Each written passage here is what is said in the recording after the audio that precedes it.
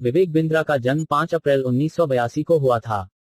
जब विवेक बिंद्रा महज 3 साल के थे तब उनके पिता का देहांत हो गया था और उनकी माता ने दूसरी शादी कर ली थी। इसके बाद विवेक बिंद्रा काफी अकेलापन महसूस करते थे और अपने चाचा के यहाँ जाकर अपनी पढ़ाई और अपने आगे का जीवन व्यतीत किया। विवेक बिंद्रा ने अपनी पढ़ाई अपने दिल्ली के घर के पास के स्कूल से पूरी की थी।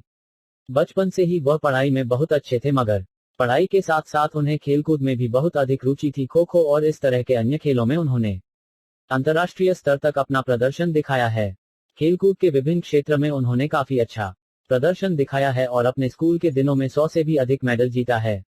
इसके बाद अपनी पढ़ाई को आगे जारी रखते हुए विवेक बिंद्रा ने संत जेवियर कॉलेज से बीबीए डिग्री हासिल की। वह एमबीए करने के लिए अमेरिका जाना चाहते थे, मगर घर में पर्याप्त पैसा ना होने के कारण उनका ये सपना पूरा ना हो सका। इसके बाद उन्होंने 2005 में एमिटी यूनिवर्सिटी नोएडा से एमबीए की डिग्री हासिल की थी।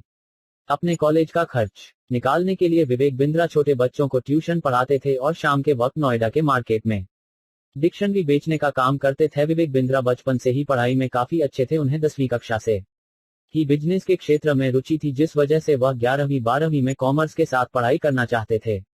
पढ़ाई के साथ साथ वह खेलकूद में भी काफी अच्छे थे। उन्होंने लगभग हर तरह के खेल में अपना अच्छा प्रदर्शन दिखाया और मेडल भी जीता है।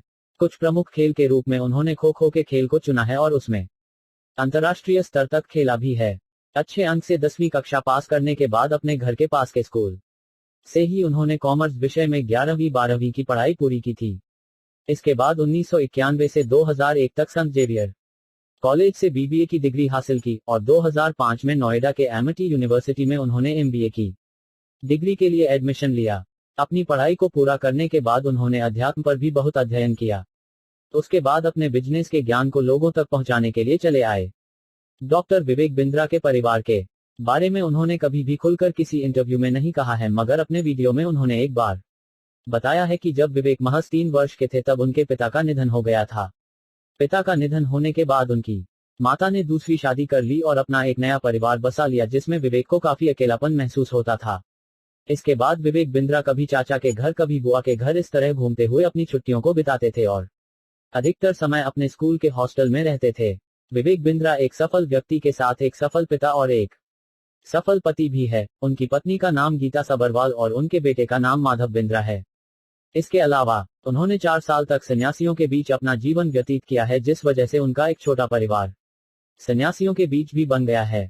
डॉक्टर विवेक बिंद्रा ने लॉकडाउन के फोटो यूट्यूब पर ऑनलाइन अपने कोर्स को लोगों के बीच साझा किया, जिसके साथ उन्होंने 8 अलग अलग प्रकार के वर्ल्ड रिकॉर्ड को स्थापित किया है। उनमें से कुछ सर्व प्रचलित वर्ल्ड रिकॉर्ड की सूची को नीचे प्रस्तुत किया गया है।